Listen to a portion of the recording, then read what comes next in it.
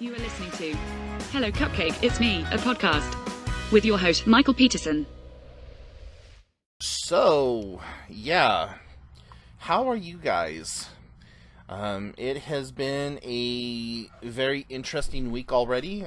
We are already just into Wednesday, but already, yeah, just wow. Some of you may have seen the short video that I posted the other day talking about how I wish I could just take things from people so that they could get a better understanding. And that's what the bulk of this video is going to be, so that you can better understand what I'm talking about.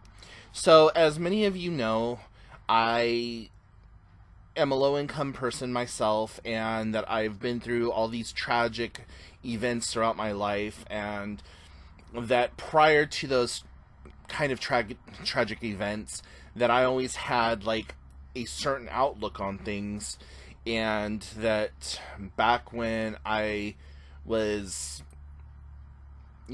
just younger, I saw things very differently than what I do now. Now that I'm in my 40s and have lived life experience and stuff like that, have taken mental health courses, and I study mental health and am a certified peer counselor, I just have a better understanding and a better grasp of things. So that being said, if you didn't see that video the other day, it was me just kind of venting and talking about how just disgusting the general populace has become in their thoughts and viewpoints of people who are low income or traditionally unhoused or completely homeless and street dependent. And especially in this localized group that I belong to. Now, where I live, the part of the county that I live in is typically a lower income section of the county, even though we have some high real estate areas that make up a small majority of the populace, but for the most part, it is very low income. And I am an advocate for affordable low income housing, first and foremost. I think that it's not even a thought. Shelter is a necessary, basic human need, and it needs to be seen as a human right, not a human luxury or whatever else. And in my area, there is very little to no low-income, affordable housing. And I was expressing myself in this video talking about like how disgusted I am with like people who, instead of seeing it as a humanity problem, seeing it as a purely Democratic or purely Republican problem, when it doesn't matter who the fuck you are or what you vote for, it is a humanitarian problem. Red blames blue for spending and doing this and that and the other thing and putting all these things in place.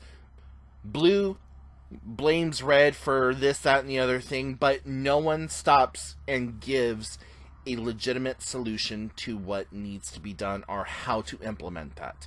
It's always, well, if you didn't vote Democrat, well, if you didn't vote for Republican. Fuck both parties. Across the board. Just shut the hell up about Republican, Democrat, what the hell ever. I don't care what your political problem is, what your political agenda or issue is. What are you going to do? What solution do you have that can be implemented now, not 5 years from now? We don't need a fucking 5-year plan. We need a plan that takes place today and is implementable by fall. Something that can take place right this second. And so to give you some examples, these people that I'm talking about are very one side of the road, very red, very just, well, I worked hard, so why shouldn't everyone else? Like, I don't understand that methodology of thinking, and there's probably going to be some of you who are like, well, I don't understand your methodology of thinking. Why should things be given to you? And that's not what I'm saying. I'm not saying give it to people. Like, but why should other people have to struggle because you struggled? Like, that's literally, like, Titanic sinking ship mentality. This is my piece of wood, and even though I have another quarter of this piece of wood, I'm not going to let you float on it because this is my wood. So you sink, fuck you. And a lot of times this is coming from people who claim that they are religious, or that they are God-fearing, or Christian, or whatever else. And you know, guys, I hate talking politics. I hate talking religion on my channel, and I typically don't do it, or I try to stay away from it. This is one of those times where it's going to get political, it's going to get religious, it's going to get what the hell ever. So, moving on from that, though, like, a lot of these people are like, well, you know, you got to put your faith in God and da-da-da-da. Well, faith in God doesn't pay the bills right now. Faith in God gives you that strength, that support, that, like, external driving force to help motivate you and guide you and look for spiritual awakening and spiritual messages and whatever to get you from point A to point B. And then you say, oh, you know, it was through the grace and glory of this or that God that I was able to do these things. Yes, spirituality and religion and stuff like that are huge for some people and are the cornerstones of their lives. But at the end of the day, you know, you still have to have something else in place for when God's not there. You know, and I know there's going to be a lot of people who misinterpret what I say about that and like, oh no, God's always there and blah, blah, you know, footprints and all this other stuff. Listen, you know, take divinity away from it, take spirituality away from it. There's just times when people need help. And yes, there are people who abuse systems in place, like, yes, there are people who abuse the welfare system. Yes, there are people who do this. Yes, there are people who do that, or whatever else. But at the end of the day, we are all people. We are all experiencing it. And if we're not experiencing it, we're only one or two, like, calamities from being homeless. A lot of people think that they are so much closer to being a Kardashian or Instagram famous or a YouTube sensation or whatever else, that they lose sight of the fact that they are one or two bad things happening to them from having absolutely zero. Prior to 2003, I thought I was fucking invincible. I was young, I was good looking, I was in good health, I had everything going for me, I was in college, I had the motto, if I see it, I like it, I want it, I buy it. Just like that. If I see it, I like it, I want it, I buy it. I went out and spent $500 on a DKNY mini backpack one time just because I thought it was cute and I wanted it. And I was with a bunch of friends on Rodeo Drive there in Beverly Hills. And I was like, oh, you know what? Hey, let me pop into the store real fast and grab that bag. I really want that. And then afterwards, we went out to lunch at the Ivy and spent the whole rest of the day shopping up and down Rodeo Drive and going to Beverly Glen and all those other places. So, you know, there were times when I was wearing Sean John and South Pole and Rocawear and all those other high name brands, and every week or so I was throwing a brand new purse at my sister that was Rocawear or Coach or whatever else, just because, I wanted my sister to have nice things. And then in 2003, I lost my house to a wildfire.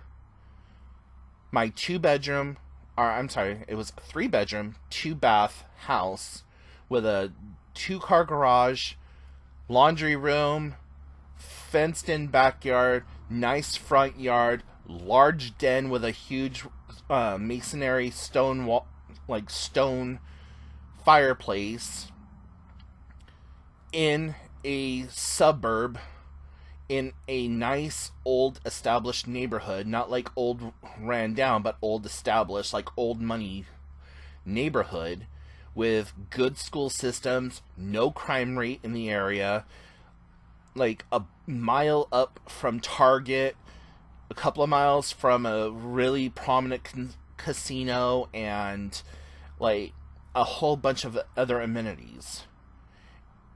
And we lost everything in an instant, through no fault of our own. So did hundreds, if not thousands, of other people. It was one of the most terrifying and eye-opening experiences that I have ever had, and that I hope to ever have. Watching everything that we worked so hard to build and to put together and to scrimp and save for, and for it to all go up in an instant. And then our next door neighbors, the neighbor who had the palm tree in their backyard that caught on fire, that caught our house on fire, their house never burnt down. They didn't even get scorch marks on their stucco. The neighbors on the other side of us, their blinds melted, but our house burnt down to the fucking foundation. We lost our pets in that fire because we didn't have time to get the dog out of the garage. Didn't have time to grab the cats. I didn't have time to grab my rats and my tarantula and the raven and the possum that we had, and like all the fish and stuff. We didn't have time to get that. I heard, grab the baby, the house is on fire. I ran into the room where my niece was sleeping. The house was on fire. I could see the flames in the roof, looking through to see the sky and the burning palm tree. And long story short, living with the trauma and the dramatic impact that had on our life, and then watching how just greed and really, that's the only word I can use for it, just greed, take over the entire community. Places that were only $300 and $400 a month in rent were now going for $900, $800 to $1,000, if not more.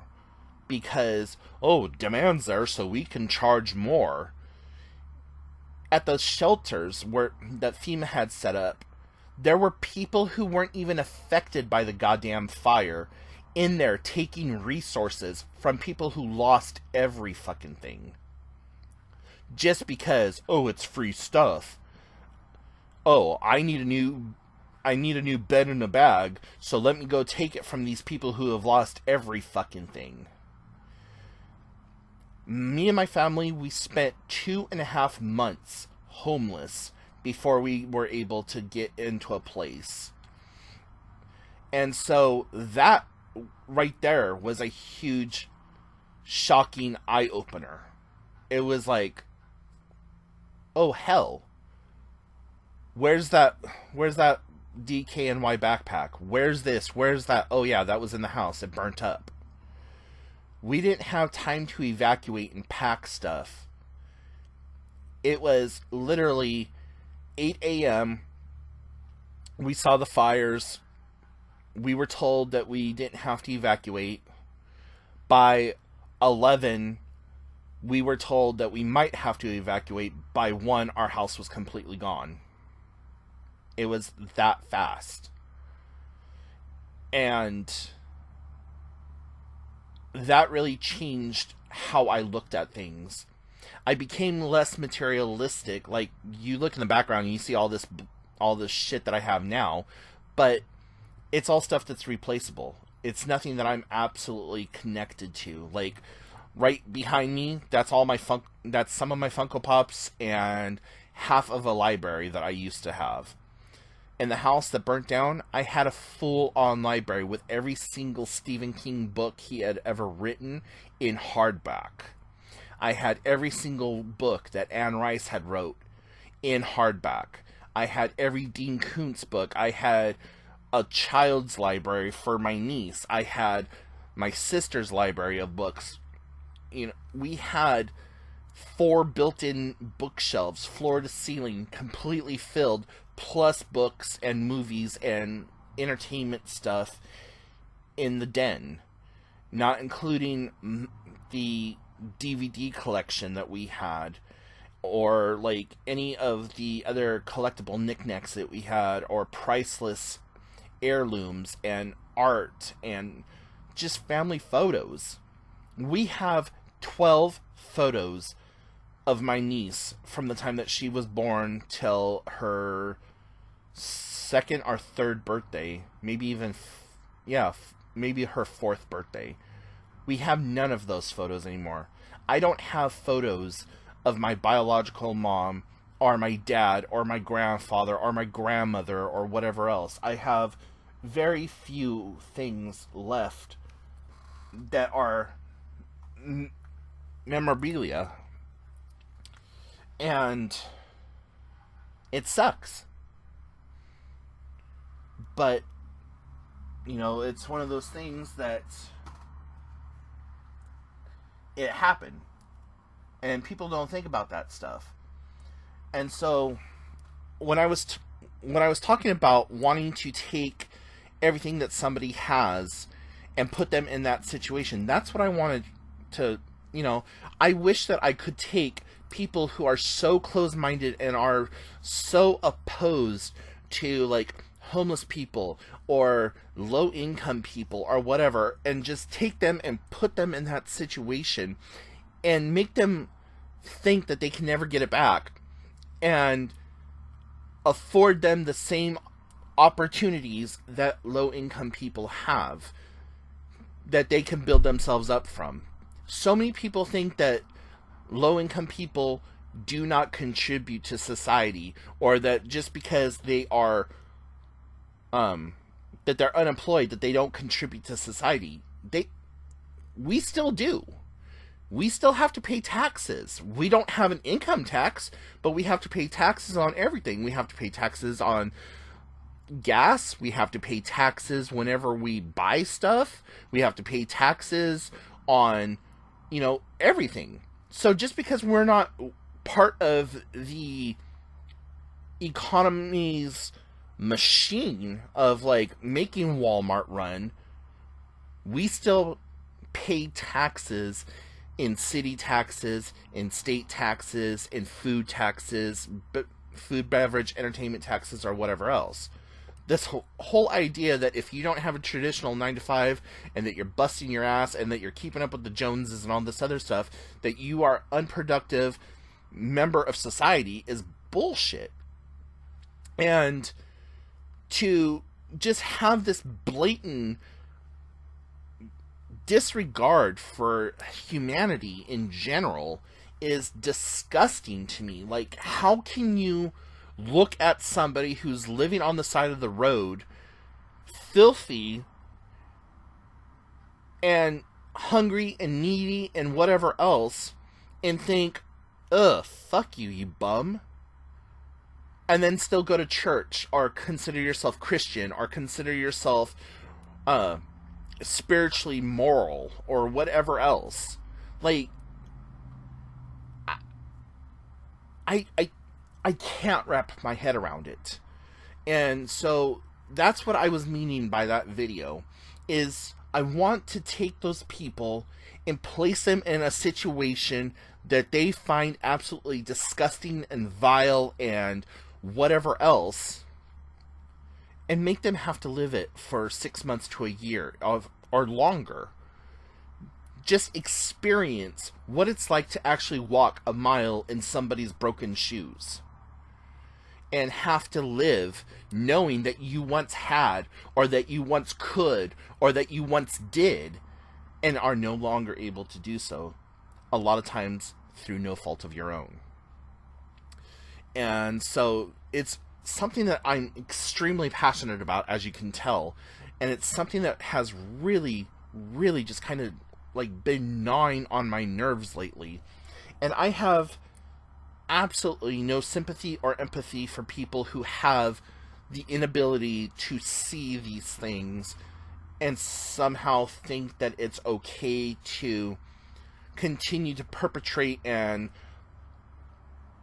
spew that hate and that anger and that like just general disregard for other people's livelihoods, when they very well could be that person within an instant. Like, if you got injured tomorrow at work and you missed one payment on whatever, even if you own your house and you own your car or whatever, you miss one payment on something, everything that you own outright then becomes collateral to pay off those debts. You miss one mortgage payment, you no longer have a house. You miss enough tax payments, you no longer have a house. Your personal assets are then attacked, utilized, and sold off and taken for whatever they can to go toward those debts, usually pennies on the dollar, and not even applied toward a principal or an interest or whatever. And then you have compounded interest on top of that debt that you already have, selling off your entire livelihood. So what do you do? And you have people who are buying up real estate and then charging these exuberant prices, and in many cases breaking the law, going against federal and state housing mandates, going against the Fair Housing Act, and discriminating against persons who have Section 8 or TANF or other like housing vouchers, are utilizing programs to get into houses because, oh, well, I don't want to rent to Section 8 people. Like, that's illegal and that's against the law. You can actually lose your home and be fined thousands of dollars for doing that, for being discriminatory. And it's just mind-boggling. Like, and especially if somebody claims to be a spiritual person, or like representing this or that God or whatever, or a Christian or what have you, and then saying all of that stuff and then going to church on Sunday and like, oh, I'm a Christian, look at me, or I'm this holy person and I'm great and God's gonna bless me and la la la. That's like, no, that's not how that works. Like, who was Jesus's prime audience? Like, And then other people are like, well, the Bible says that in Revelations that you shall work to the last of your days and that you will inherit all the glories of God's kingdom and blah blah blah. Translation: work for your masters until you can no longer work, and then you're going to receive some mystical reward afterwards. We were not built to live, to serve and work for others. And I'm not even going to go down that road. But, like, there's not a single person who would willingly get up and go to work tomorrow if they didn't have to. And I know there's going to be people like, oh, I would go to work because I can't stay at home and do nothing all day. Again, another, like, stereotype and idea that came from God knows where. that just because you're homeless or just because you're unemployed means that you are not busy, that you're not doing stuff, that you're sitting around with your thumb up your ass, or whatever analogy you want to put. Um, no, that's not the case. Most people who are unemployed are still very busy. They're taking care of their children. They're running errands. They're doing this. They're doing that. Yeah, they're not bringing in a paycheck, but it doesn't mean that you are lacking in things to do. Like, I don't know. What I do know is that things need to change. And it's not going to be a red or a blue change. It needs to be a clean slate. You're not religious, you're not political, you're not this, you're not that. You are just a human, and you as a human change, and we all need to evolve in our thinking and the way that we do things, and start. If you are going to come from a place of religion, then do so as a religious person. If you're doing so in the name of Jesus, do so in the name of Jesus. Don't do so in the name of Republican Jesus or this type of an ideal of Jesus or whatever. Don't sermon to people, but help people. People don't need to know the Word of God in order for you to help them. Chances are they've heard it, they've experienced it at one point or another, or whatever else. It's not a recruiting method. It's not something to, like, knock on their door and be like, have you found him? No, that's not, put that aside. That's for something completely different. Helping to help for the sake of helping, that is the core of every single religion. Help those who cannot or are not able to help themselves. Put aside your ego, set aside your bias, and help people, because you could be in their very same shoes needing that same help. And that's one thing I always pose to people. What the hell would you expect if you were in that situation? If every time that you needed help, you were slapped away and told that you weren't worth the time or the effort or the energy, and that you should just kill yourself or whatever else. What would you do if you were in that situation?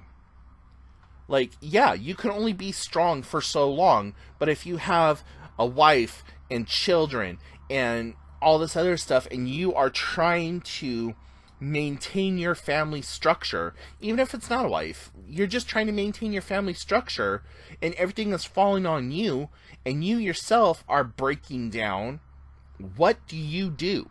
How can you fix it?